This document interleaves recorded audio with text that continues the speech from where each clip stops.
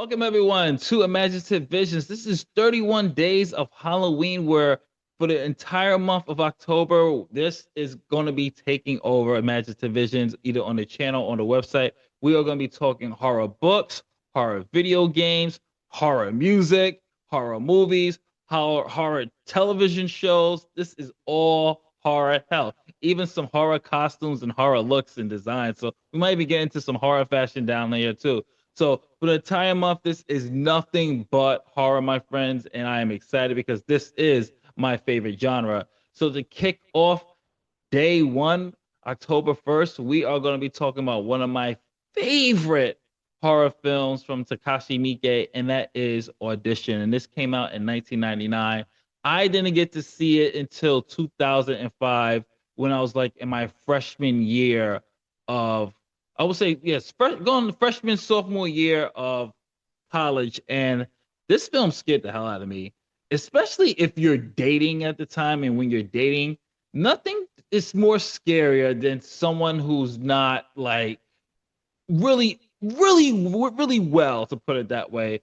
And we're going to see why this movie really scared me a little bit. So let's talk about it. Let's give you a quick overview of the history of Audition. And Takashi Miike's Audition is one of those rare films that begins as one thing and ends something entirely different. Something so unnerving that it redefined horror for a generation. Released in 1999 and adapted from Rio Murakami's, there we go, 1997 novel. The film initially appears to be a melancholy drama about grief, aging, and the search for companionship. But its final act, however, it descends into one of the most harrowing, psychological, disturbing experiences ever committed to film. More than 2 decades later, Audition has lost none of its power to unsettle, its reputation cemented as both a masterpiece of Japanese horror and commentary on gender, loneliness, and denial. And the reason why this for me was like scary, and I think anyone can relate to this. If anyone has ever dated someone that's unhinged, you know how terrifying it is because you do not know the lengths that person might go to see whatever is warped in their mind to commit or do.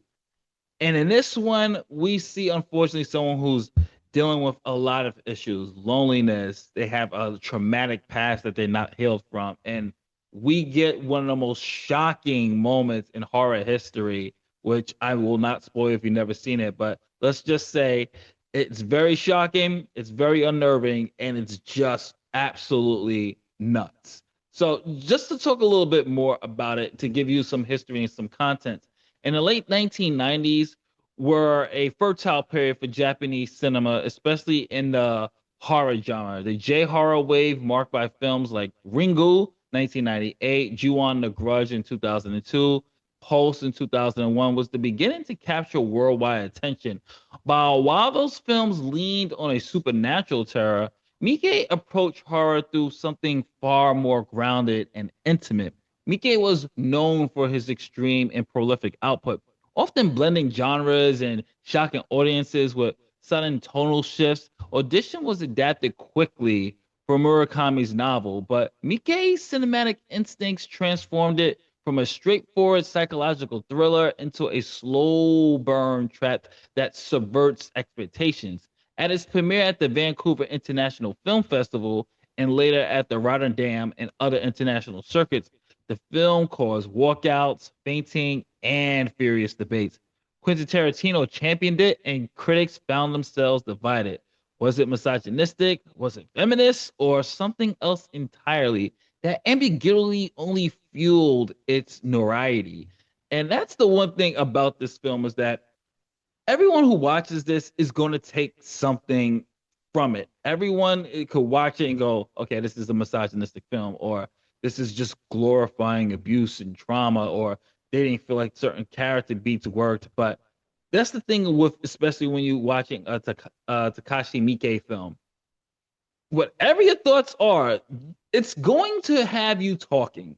no matter what he does, he can do something anime related like Yetterman live action and still have you having these conversations about the meanings and what did he do and the style of it. But Audition just leaves you with something that after watching it, it's just this sense of fear for me watching. I was just like, yeah, I need to do background checks on every single woman I date from here on in. And I, till this day, still do that because I am not like, I literally have a fear of ending up like this guy in this film.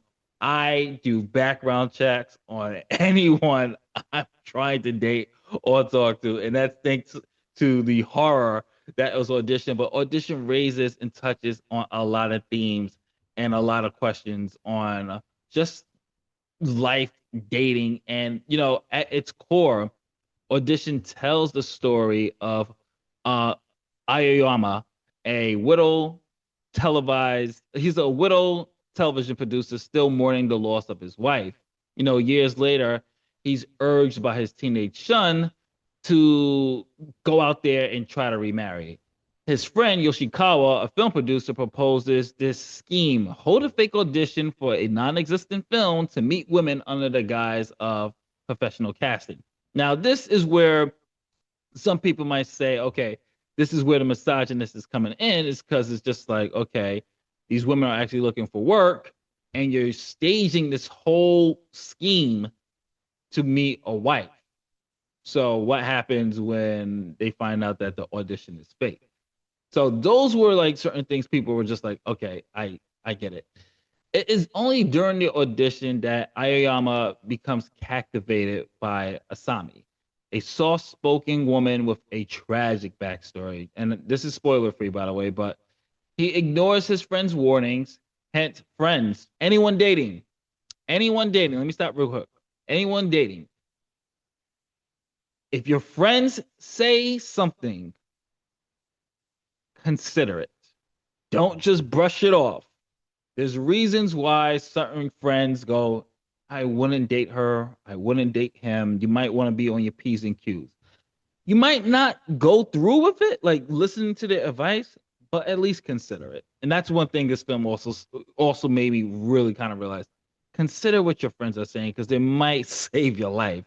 So, he's ignoring his friends' warnings and the troubling gaps in her history. Aoyama still pursues. And the middle portion of the film plays almost like a gentle romance. It's filmed with longing, emotional vulnerability.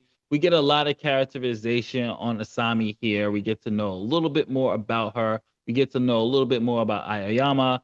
And things actually start to blossom. It really, the middle of the film really makes it kind of like this romantic type of film.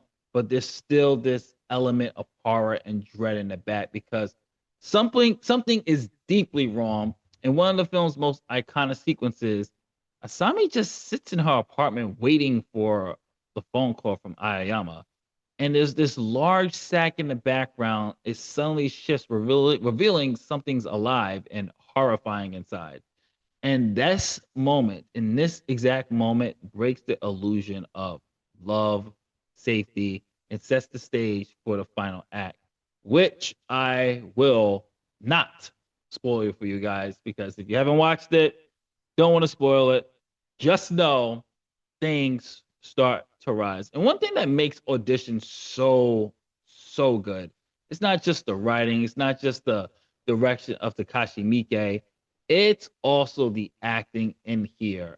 Because Ryo Ishibashi and Ihi Shina, I totally botched the names, forgive me, give some stellar performances as Aoyama and Ashami, and they nail it to the core. I mean, there's just so much chemistry between them, but so much dread.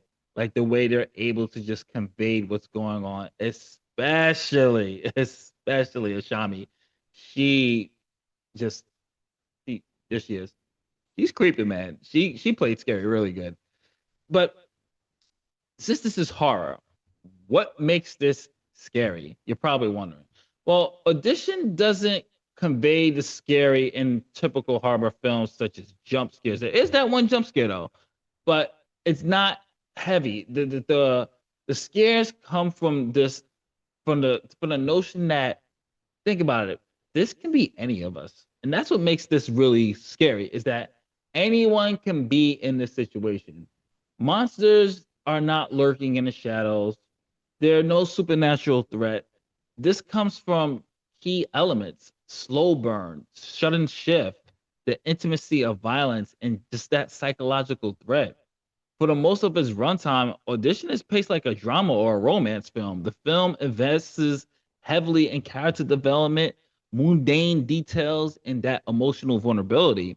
This allows the viewer into this false sense of security, making that final act of what happens feel like a trap. And then you have the sudden shifts. One minute it's a romance film, the next is a horror that just goes to the levels of extreme, which just catches the audience off guard. And this is one thing Miike does very well when it comes to just that genre, is this: he's always able to exceed expectations and weaponize the language of melodrama to catch the viewers. And then, of course, the violence. Unlike the grand spectacle of slasher films, the violence here is very small. Oh God, is it painfully personal? And let's just say, me, in a wire. Yeah, that just will haunt your dreams for like a very long time. And then finally, there's that psychological dread. The scariest idea in Audition is not just Ashami is dangerous, is that Aoyama's ignored every single sign because he wants to believe in this idolized version of her. And this is why I said where the most scares happen, because this film is so realistic that it can be any of us. How many of us have met a person that we ignored the red flags and we say, you know what? I can either change them or I'm gonna ignore this red flag because they might have those good qualities, or I'm just attracted to them. I just want to be with them. How many of us have ignored that? And a lot of us have. So that's what makes for me a lot more scary, is the fact that there is that sense of dread there. So also, what also makes this film work is the themes here. You have a lot of themes that this movie tackles: gender, power, objectification, loneliness and vulnerability, repressed and denial, ambiguity of reality. And at its most obvious, the film critiques the patriarchy and the attitudes. Ayama literally holds auditions for women for the role of his wife, reducing the applicants to his personal fantasies. Asami's violent revenge can be read as a grotesque reversal of that power dynamic, forcing him to confront the consequences of treating women as roles rather than people. Not to mention that both characters are lonely and are products of isolation. Ayama's grief and longing make him blind to the dangers, while Asami's tragic past warps her desire for connection into violence. And together they embody how loneliness can lead to self destruction. Not to mention, much of the film's tension lies in the unsaid and unseen. Ayama represents his repressive doubts and his denials of his own instincts, while Asami represses her trauma until it erupts into violence. And that final act feels like the return of everything denied coming back with this unbearable force. And then we have finally that surreal quality of the final act where dream and reality blend together, adds to the film's interpretive richness. Are all the events literal, or are some shaped by the subconscious guilt and fears? So Takashi Miike leaves those questions open, heightening the film's unsettling impact. And that's one thing I think Takashi does very well, especially towards that last act. It has you questioning, really does have you questioning, like, hmm, how much of this was actually happening and how much of this didn't happen? How much is it just a subconscious or guilt trip? And that's one thing I thought the film does very well. Now, upon release, Audition polarized audiences. Some hailed it as a feminist revenge film. Others condemned its explosive film as misogynistic. What's undeniable that its lasting influence. The film has a reputation that's grew largely through word of mouth, festivals, and is placed in canon of extreme cinema. Even today, it's often recommended with caution. You think you're ready, but you're not. And to wrap this up, I just want to say that Audition is one hell of a film. It's a slow burn. it's going to take some time, but that build up, that setup, that final act makes it definitely in my top 10, at least top 10 horror films ever made. And just the acting, the cinematography, and the final act alone, that torturous, brutal, iconic. You have to see this for yourself, my friends.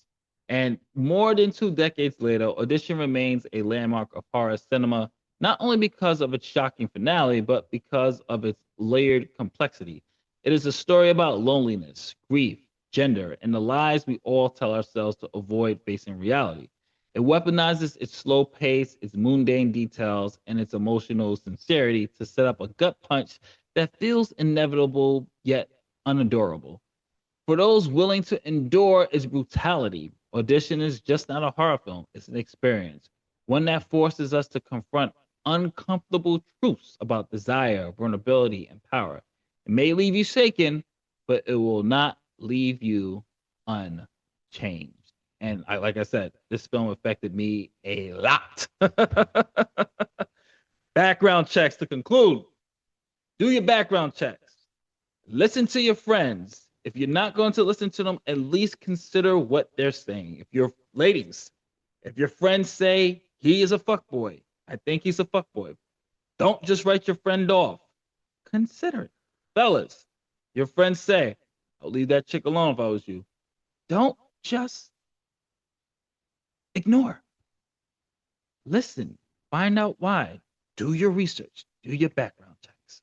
Anyway, this is going to conclude day one of 31 Days of Horror. This is Justin from Imaginative Visions. If you like what we did here, hopefully we earned your subscription. So please hit the like button, subscribe button, notification bell. What did you think of Takashi Miike's Audition? Comment below. Let me know. We'll be back tomorrow with more horror. Later days.